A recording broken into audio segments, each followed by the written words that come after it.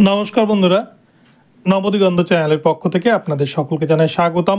তো বন্ধুরা, এই ভিডিওতে এখন আমি আপনাদের সাথে যে আপডেটটি শেয়ার করতে চলেছি সেটি হচ্ছে 2022 প্রাইমারি টেটের যে প্রশ্নবুল মামলা কিন্তু আজকে মেনশন করানো হয়েছিল মহামান্য কলকাতা হাইকোর্টে। এবং এই প্রসঙ্গে বিচারপতি বিশ্বজিৎ বসু তিনি কী নির্দেশ দিলেন এবং এই মামলায় কি কি আপডেট উঠে আসলো সমস্ত কিছু এই ভিডিওতে শেয়ার করতে চলেছি। এবং কারা কারা এই মামলায় নম্বর পেতে পারেন তার পূর্ণাঙ্গ ব্যাখ্যা কিন্তু আপনারা পেতে চলেছেন। তো চলুন আমরা বিস্তারিত আপডেটটি দেখে নিই। তবে তার আগে বলি, যারা প্রথমবার চ্যানেলটি দেখছেন আপনারা অবশ্যই চ্যানেলটিকে সাবস্ক্রাইব করে দেবেন। তো চলুন আমরা মূল পর্বে ফিরে যাই এবং সে সম্পর্কে বিস্তারিত তথ্য পেয়ে যাই।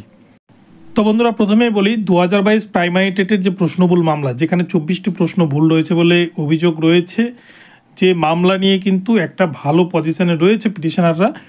তো এই মামলায় প্রাথমিক শিক্ষা পর্ষদের এই মুহূর্তে কিন্তু নাকানি চোবানি অবস্থা, আর সেই জন্যই কিন্তু 2023 প্রাইমারি টেটের রেজাল্ট এখনও পর্যন্ত পাবলিশ করতে পারেনি প্রাইমারি বোর্ড।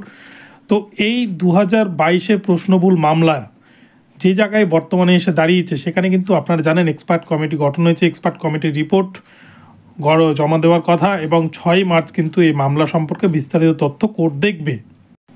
কিন্তু এর মধ্যেই প্রাথমিক শিক্ষা পর্ষদ তারা কিন্তু চাইছে যে সমস্ত অধ্যাপকরা কাজ করছেন, এক্সপার্ট কমিটিতে রয়েছেন বিশ্বভারতী এবং যাদবপুরের, সে সমস্ত এক্সপার্ট যারা রয়েছেন তাদের সাথে আরও কিছু এক্সপার্ট যাতে কাজ করেন, কেননা যারা রিপোর্ট দিচ্ছেন তাদের রিপোর্টটা তারা সঠিক বলে মনে করছেন না, আরও কয়েকজনকে এই জায়গায় ইনভলভ করাতে চাইছেন। তো এই জায়গায় দাঁড়িয়ে আজকে কিন্তু এই বিষয়টা বিচারপতি বিশ্বজিৎ বসুর কাছে তুলে ধরা হয় এবং সেই প্রসঙ্গে বিচারপতি বিশ্বজিৎ বসু কিন্তু তাদের আইনজীবীদের সাথে কথা বলতে চান। কিন্তু আজকে যেহেতু তারা কোর্টে উপস্থিত ছিলেন না, সেই জন্য কিন্তু এই মামলাটিকে পুনরায় 12 তারিখ রাখা হয়েছে। 12ই ফেব্রুয়ারি কিন্তু এই মামলাটি শুনবেন, বিচারপতি জানিয়ে দিয়েছেন। তার আগেই হয়তো হয়ে যেত 10 তারিখ, যেহেতু এসএসসি 26,000 চাকরি বাতিল মামলা রয়েছেন, যেহেতু অ্যাডভোকেটরা কেউ থাকবেন না, তারা দিল্লিতে সুপ্রিম কোর্টে মামলার জন্য যাবেন, সেই জন্য কিন্তু মামলাটিকে 12 তারিখ রাখা হয়েছে। 12 তারিখ কিন্তু বিচারপতি বিশ্বজিৎ বসু তিনি নতুন এক্সপার্ট কমিটির যারা থাকবেন তাদের সম্পর্কে বিস্তারিত তথ্য নেবেন এবং তারপরেই কিন্তু এই মামলায় আপনারা জানেন 6 মার্চে কিন্তু এই মামলার যে ফাইনাল যে ওপিনিয়ন সেটা কিন্তু জানাতে হবে কোর্টকে। তো সেই মোতাবেক কিন্তু রায় দিবে মহামান্য কলকাতা হাইকোর্ট।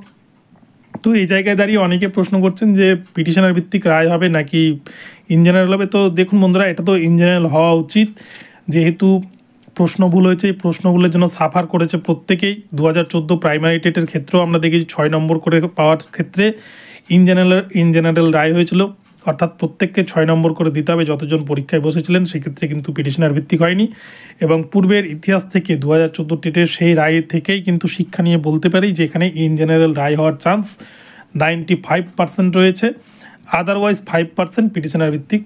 এটা বলে রাখছি, কারণ কি হবে সেটা কেউ জানে না। কোর্ট যা রায় দেবে তার পরবর্তীতে কিন্তু কোর্টের রায় মোতাবেকই সব কিছু হবে। তবে এরপরে আরও অনেক ধাপ রয়েছে, single bench, division bench, supreme court.